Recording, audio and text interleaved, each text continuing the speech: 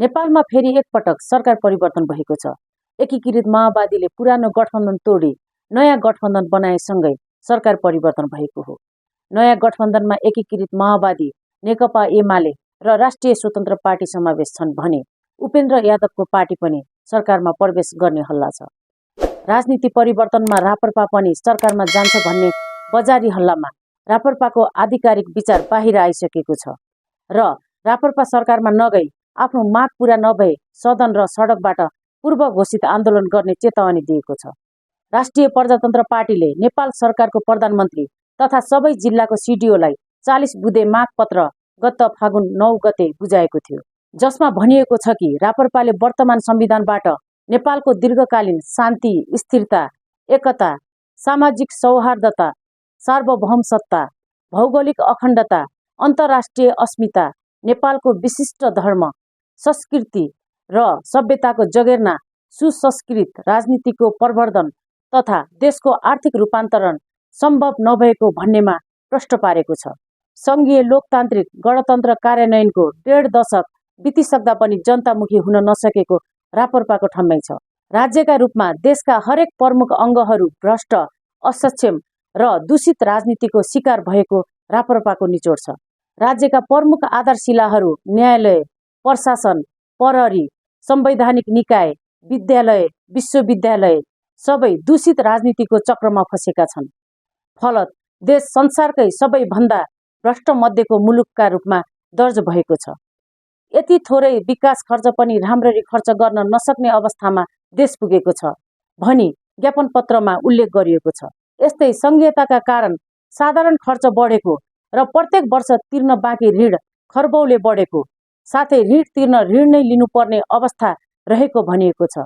आज देशको भविष्यप्रति कोही पनि नागरिक विश्वस्त हुन नसकेको उल्लेख गर्दै गत 6 महिनामा 30 लाख नेपालीले वैदेशिक रोजगारीका लागि श्रम स्वीकृति लिई देश छोडेका छन् र छोड्ने अवस्थामा रहेको उल्लेख गरेको छ।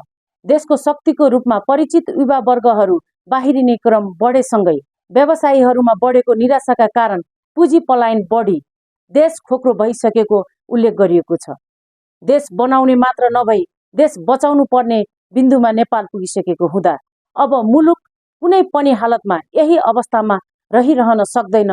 त्यसैले राष्ट्रियतालाई सर्वोपरि साध्य, प्रजातन्त्रलाई अपरिहार्य आधार मान्दै, राज संस्थालाई राष्ट्रिय एकताको प्रतीक, सनातन हिन्दू धर्मलाई धार्मिक सहिष्णुता र सामाजिक सौहार्दताको जग र उदार अर्थतन्त्रलाई कल्याणकारी राज्य र समतामूलक समृद्धिको मेरुदण्ड मान्दै वृहत राष्ट्रिय एकता गरी नवीन समझदारी मार्फत मुलुकलाई निकास दिन राप्रपाले सरकारसँग 40 बुँदे माग गरेको छ। ती 40 बुँदे मागहरू यस प्रकार छन्। 1. अभिभावकीय भूमिकामा संवैधानिक राज संस्था। 2. सर्वधर्म सद्भावपूर्ण धार्मिक स्वतन्त्रता सहितको वैदिक सनातन हिन्दू अधिराज्य, प्रलोभन तथा छलकपटपूर्ण धर्मान्तरणमा तत्काल रोक। 3. प्रदेश संरचनाको खारेजी र 2 तहको सरकार, केन्द्र र अधिकार प्राप्त स्थानीय तह। 4. जनताबाट प्रत्यक्ष निर्वाचित कार्यकारी प्रधानमन्त्री। 5. कार्यकारी पदहरूमा एक व्यक्ति 2 कार्यकालभन्दा बढी बस्न नपाउने संवैधानिक कानुनी व्यवस्था। 6. जनप्रतिनिधिहरूको सङ्ख्या तथा आवश्यकता भन्दा बढी सरकारी वेतनधारीको सङ्ख्यामा कटौती। 7. संवैधानिक निकायहरूको नियुक्तिमा राजनीतिक भागबण्डा हाबी नहुने संवैधानिक सुनिश्चितता। 8. सरकारी वेतनधारी तथा पेशागत दलीय भातृ सङ्गठनहरूको खारेजी। 9.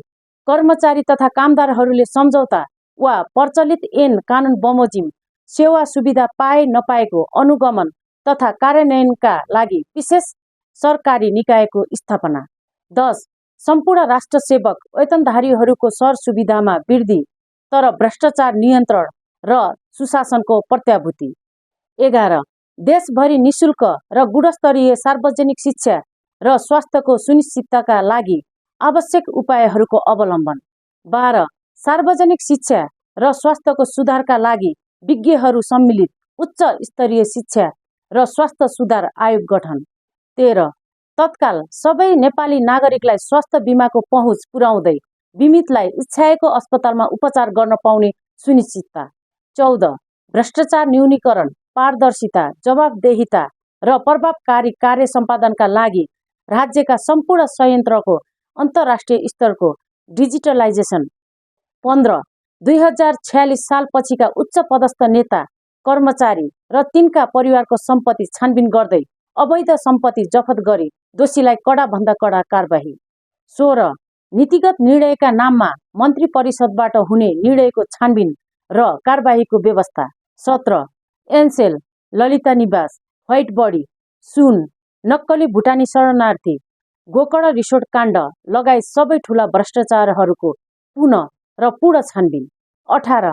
सरकारी र लघु वित्तको प्रभावकारी नियमन गर्दै बचतकर्ताको बचत सुरक्षाको ग्यारेन्टी। जनताको बचत हिनामिना गर्नेलाई कडा दण्ड सजाय तथा राज्यबाट निक्षेपकर्ताको दायित्व वहन। 19. जोखिममा रहेका व्यवसायी तथा लघु वित्त र सहकारीका साना ऋणीहरूलाई राहत प्याकेजको घोषणा। 20. न्यूनतम 1 वर्ष सबै बैंक तथा वित्तीय संस्थाहरूबाट लिलाम प्रक्रिया रोक्का गरी पुनः कर्जा लगायतको व्यवस्था। 21. कतिपय बैंकहरूबाट खराब मनसाय राखेर योजनाबद्ध ढङ्गबाट विगतमा गरिएका लिलामी तथा संविधान र कानुनसँग बाजिने गरी बैंक तथा वित्तीय संस्थाहरूले ऋणीहरूबाट असुलेको ब्याज सम्बन्धमा छानबिन। 22. बैंक तथा वित्तीय संस्थाहरूको ब्याज दर एकल अङ्कमा कायम गरी सेवा शुल्क खारेजी। 23. सहकारी, लघुवित्त तथा बैंक लगायतका समस्या समाधान गर्न अधिकार सम्पन्न वित्तीय समस्या समाधान आयोग गठन। 24. निर्माण व्यवसायीहरूको भुक्तानी दिन बाँकी रकम तत्काल भुक्तानीको व्यवस्था। 25. द्वन्द्व पीडितलाई न्याय क्षतिपूर्ति र जफत गरिएका सम्पत्ति फिर्ता तथा मिटर ब्याज पीडितको समस्या समाधानका लागि ठोस पहल। 26. सुकुम्बासी समस्या सदाका लागि समाधान गर्न निश्चित अवधि तोकी घर दैलोमै गएर नाप नक्सा गरी वास्तविक सुकुम्बासीलाई उपयुक्त स्थानमा जग्गा धनी पूर्जा दिने व्यवस्था। हाल सुकुम्बासीहरूलाई जग्गा धनी पूर्जा दिँदा लाग्दै आएको महँगो राजस्व खारेजी। 27. साना अनि ठुला उद्योग धन्दाको व्यापक विकास तथा रोजगारी सिर्जनाका लागि उद्यमी व्यवसायीहरूले भोग्नुपर्ने झन्झटिलो सरकारी प्रणालीमा सुधार तथा लगानी मैत्री वातावरणको निर्माण। 28. विकास अवरोधी देखिएका सार्वजनिक खरिद तथा वन ऐनमा संशोधन। 29. अधुरा तथा चालु योजनाहरूमा आवश्यक रकम निकास नगरी नयाँ योजना प्रारम्भ गर्ने र त्यसलाई पनि पछि अलपत्र पर्ने गरी आवश्यक रकम निकास नगर्ने प्रचलनको अन्त्य। 30. रोजगार, उत्पादन तथा निर्यातमूलक उद्योगहरूलाई विद्युत तथा करमा विशेष सहुलियतको व्यवस्था। 40-50 हजार तलबका लागि युवाले विदेश जानु नपर्ने वातावरणको निर्माण। 31.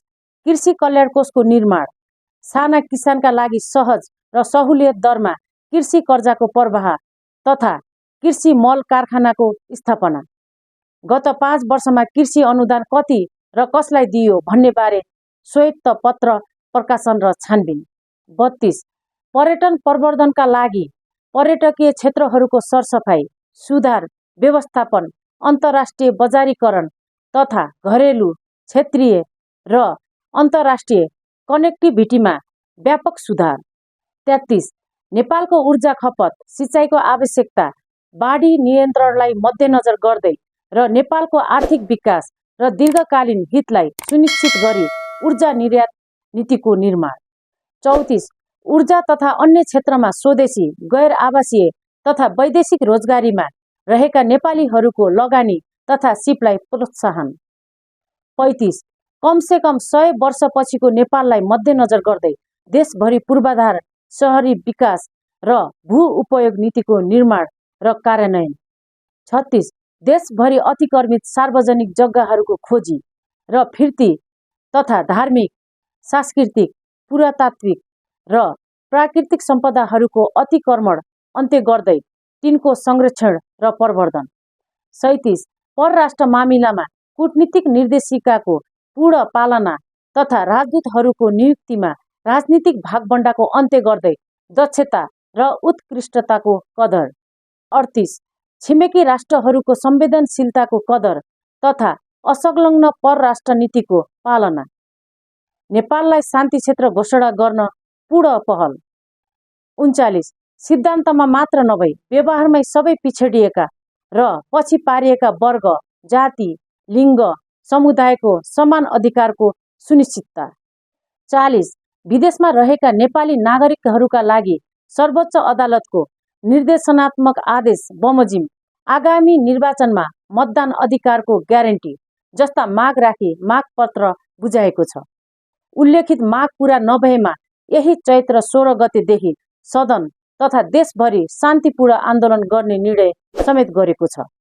अवस्था र व्यवस्थाले खोक्रो बनाइसकेको देशलाई जोगाउन एक घर एक व्यक्ति सडकमा उत्रिन म अपिल गर्दछु। नेपाली कहाँ रहौँला हामी, नेपालै नरही। जय राष्ट्रवाद।